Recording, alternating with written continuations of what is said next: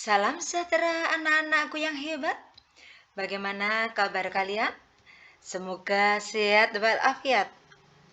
Kali ini Ibu Ida akan memberikan materi pengenalan kurikulum merdeka. Paradigma baru kita adalah kurikulum merdeka, terbentuknya karakter profil pelajar Pancasila. Apakah profil pelajar Pancasila itu? Nah, sekolah penggerak adalah sekolah yang berfokus pada pengembangan hasil belajar siswa secara holistis dengan mewujudkan profil pelajar Pancasila yang mencakup kompetensi kognitif, literasi, dan numerasi, serta non-kognitif atau karakter yang diawali dengan SDM yang unggul, baik kepala sekolah maupun gurunya. Nah, pada paradigma baru kurikulum merdeka ini adalah terbentuknya profil pelajar Pancasila yang terdiri dari 6 elemen. Apa saja kita lihat? Beriman dan bertakwa kepada Tuhan Yang Maha Esa, berkebinekaan global, bergotong royong, kreatif, bernalar kritis, dan mandiri. Nah, untuk memudahkan menghafal, marilah kita bernyanyi profil pelajar Pancasila. SPG 2. Kurikulum merdeka, serentak bergerak. profil pelajar Pancasila, beriman, bertakwa, berakhlak mulia, bergotong royong, bernalar kritis, mandiri, kreatif, berkebinekaan global. Profil pelajar Pancasila, beriman, bertakwa, berakhlak mulia, bergotong royong, bernalar kritis, mandiri, kreatif, berkebinekaan global. Sepeda 2, Satu hati, satu tekad, dengan bersatu, sepeda 2 jaya. Nah, kalau kita menghafalkan sulit ya, kalau lewat lagu kita mudah. Nah, sekarang apakah pengertian dari kurikulum merdeka?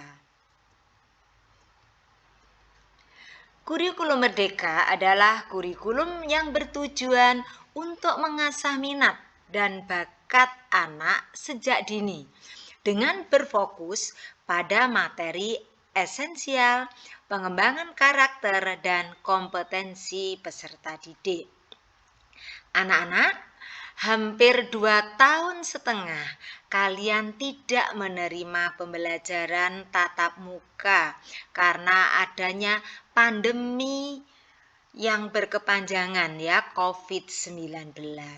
Nah, sehingga pada kurikulum ini anak-anak diarahkan pada materi yang esensial. Jadi materi yang betul-betul digunakan untuk kehidupan nyata kalian yang sesuai dengan kebutuhan dan karakter serta bakat minat anak-anak. Mari kita belajar bersama anak-anak. Struktur kurikulum merdeka ada pembelajaran intrakurikuler yang mengacu pada capaian pembelajaran dan ada proyek penguatan profil pelajar Pancasila. Nah, yang bertujuan memperkuat upaya pencapaian profil pelajar Pancasila yang mengacu pada standar kelulusan. Sekarang bagaimanakah penerapan profil pelajar Pancasila? Profil pelajar Pancasila adalah karakter dan keseharian yang dibangun dalam keseharian dan dihidupkan dalam individu setiap pelajar melalui budaya sekolah. Yang kedua, pembelajaran intrakurikuler. Yang ketiga, melalui proyek penguatan profil pelajar Pancasila. Dan yang keempat adalah melalui ekstrakurikuler.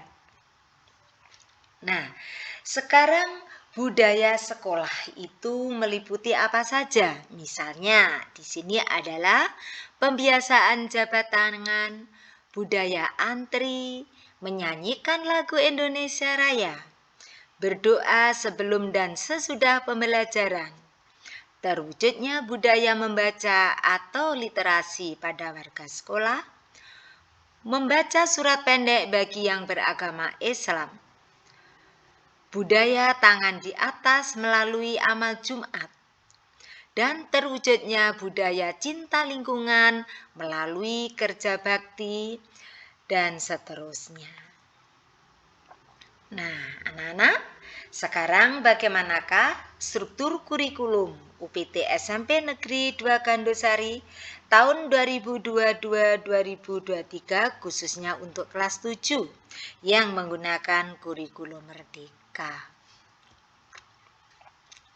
Nah, di sini pendidikan agama dan budi pekerti 2 jam, pendidikan Pancasila 2 jam, bahasa Indonesia 5 jam, matematika 4 jam, ilmu pengetahuan alam 4 jam, IPS 3 jam, bahasa Inggris 3 jam, pendidikan jasmani olahraga 2 jam, informatika 2 jam, mata pelajaran seni atau prakarya 2 jam, totalnya 29 jam, ditambah dengan muatan lokal 2 jam, literasi, numerasi atau pembiasaan 1 jam, BK 1 jam, BTKS. BTKS ini sebenarnya ekstrakurikuler, tetapi karena di Kabupaten Blitar ada sekolah bersama ngajinya, maka ekstra ini dimasukkan pada jam pembelajaran. Kemudian, setelah ada intrakurikuler, maka di sini adalah penguatan profil pelajar Pancasila. Nah, 36 ini berarti 1 jam pelajaran ya. Jadi ini selaras dengan 1 jam pelajaran. Ini artinya apa? Ini adalah 36 jam selama 1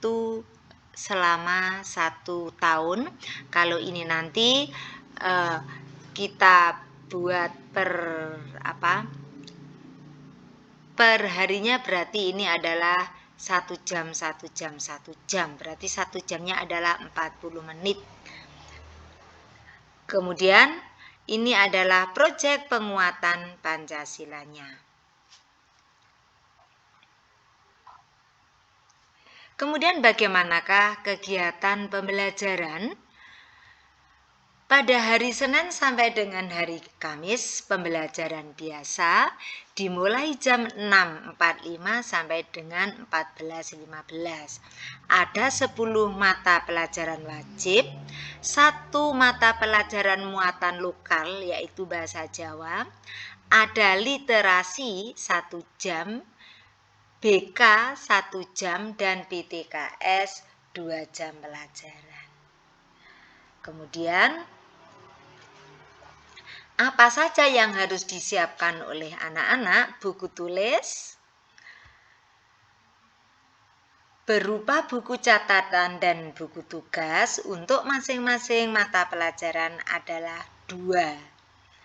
Kemudian khusus untuk matematika, buku yang digunakan adalah buku kotak-kotak sebanyak 2 juga untuk buku catatan dan buku tugas.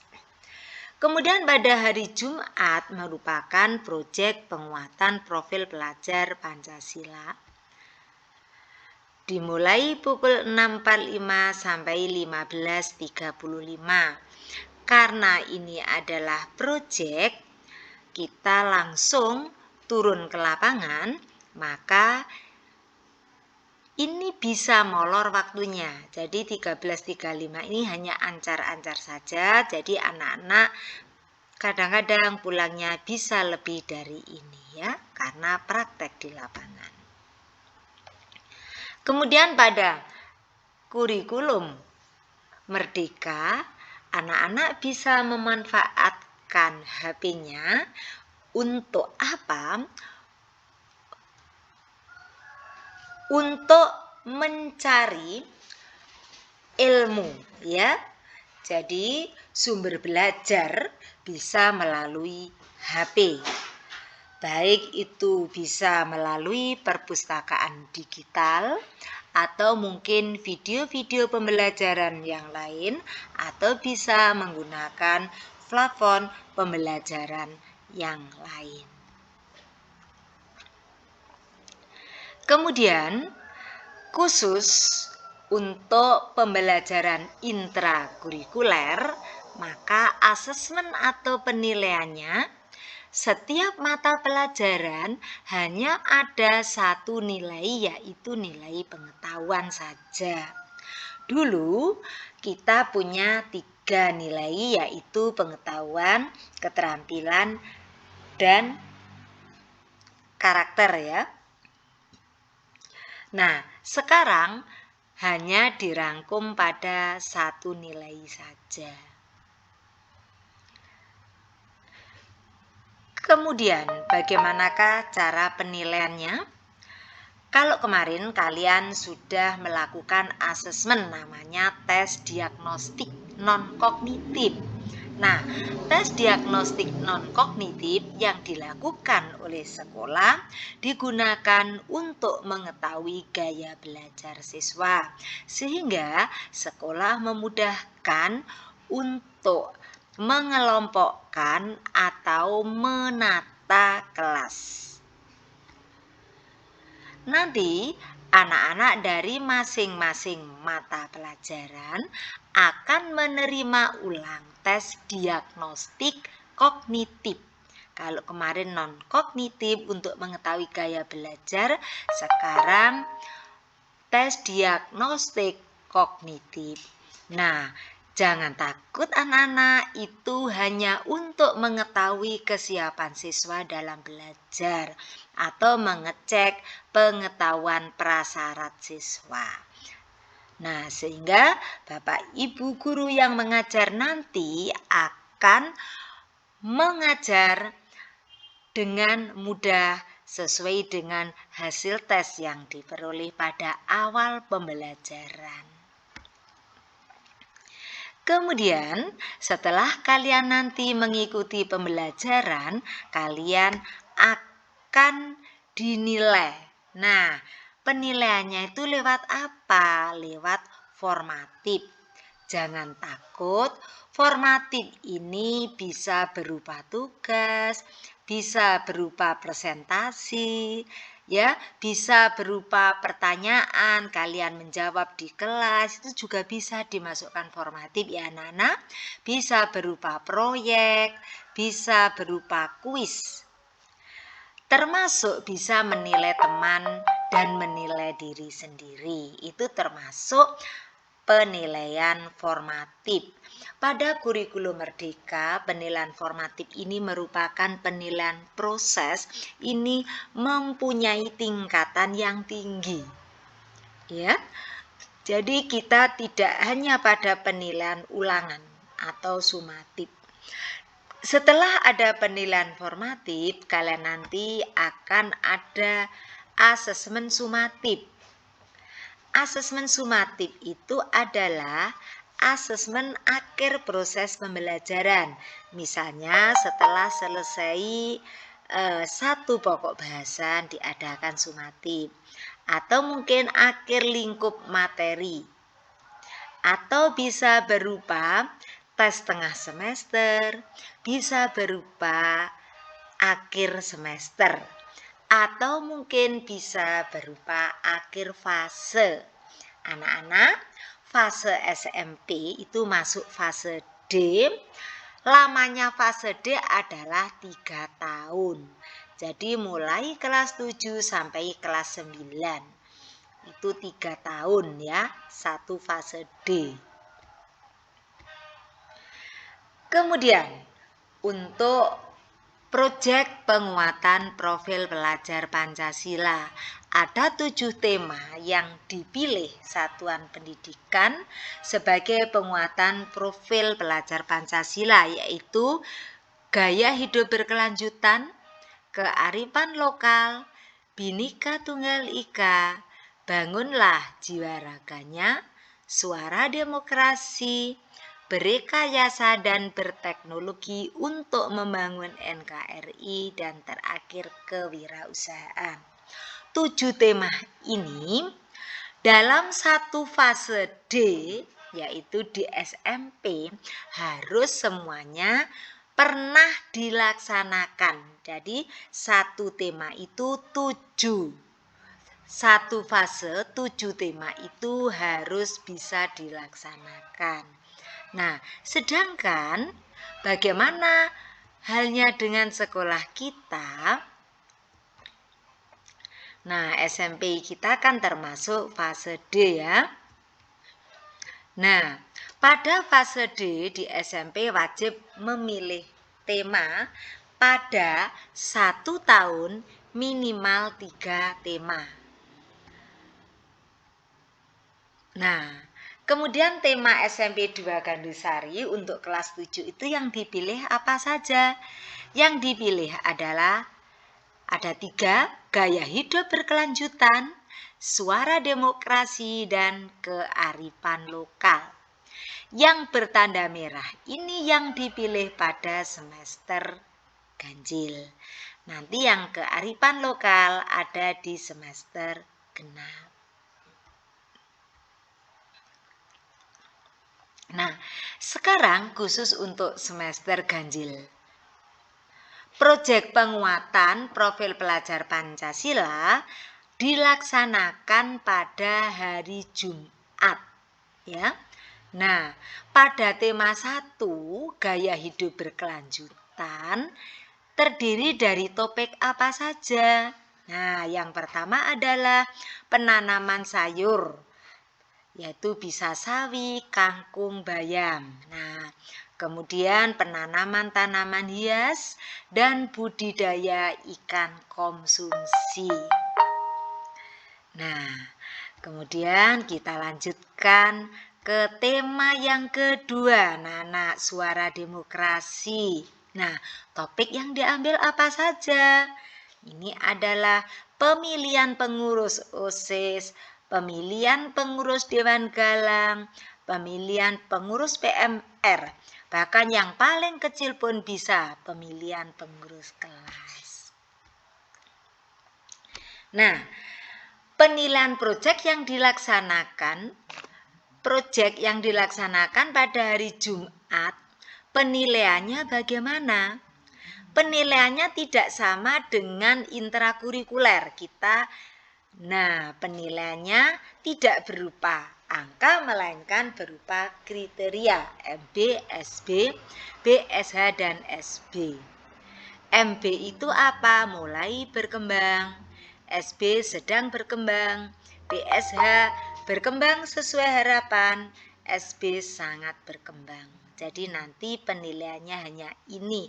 Di raport nanti untuk penilaian proyeknya hanya ini ya. Kemudian nanti ada keterangan mulai berkembang itu maksudnya apa, sedang berkembang, kemudian berkembang sesuai harapan, sangat berkembang. Nanti akan ada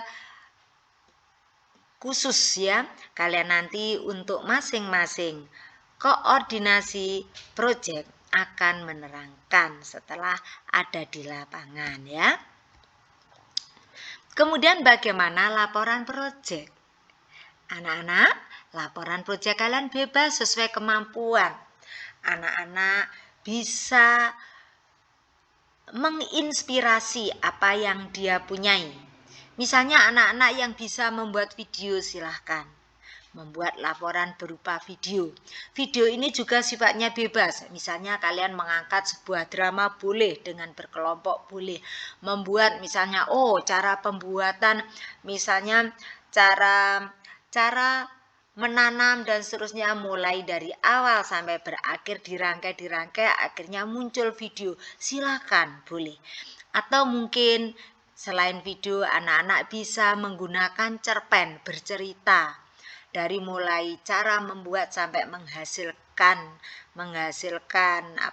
menghasilkan sayuran, ya, boleh. Boleh juga anak menggunakan puisi, silahkan, bebas ya. Makanya ini pada kurikulum Merdeka ini kita menampung semua aspirasi anak-anak sesuai dengan kebutuhan dan kemampuan, minat dan bakatnya. Kemudian bolehkah anak berkarya lewat lagu? Boleh, ya, silahkan. Lagu divideokan juga boleh. Kemudian anak-anak bisa menggunakan tari, ya. Nah, ini silahkan, boleh menggunakan laporan menggunakan tari, tapi isinya tetap laporan proyek, ya. Bisa juga laporan menggunakan komik atau karikatur. Bisa juga menggunakan lukisan dan seterusnya. Nah, untuk lebih jelasnya kita nanti akan berjumpa dengan para Bapak, Ibu wali kelas dan koordinator atau fasilitator komite, ya. Kemudian untuk proyek penguatan Pancasila selanjutnya adalah bisa juga melalui ekstrakurikuler. Nah, di sekolah kita banyak sekali ekstra. Nah, ini bisa kalian baca sendiri. Di sini ada pramuka. Pramuka itu merupakan ekstra wajib. Ada olimpiade, ada volleyball, ada sepak bola, ada PMR, ada silat, ada musik. Kemudian ekstrak markisa, ada membatik, ada bunga tabur, English Club, hadrah, sholawat. Kemudian seni lukis, ada tari, wayang kulit. Ya, ini ya, saya beri tanda merah. Wayang kulit SMP 2 Gandusari ini merupakan sekolah yang mempunyai 3 dalang. Ini ada guru yang asli lulusan dalang, ya. Kemudian bulu tangkis, renang, ada karawitan, ada menyanyi solo, dan masih banyak lagi, ya.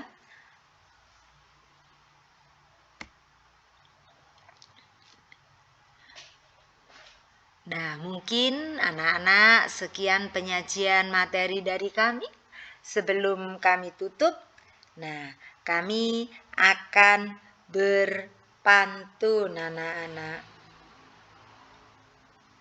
Buah nangka, buah belimbing, peti di kebun segar rasanya.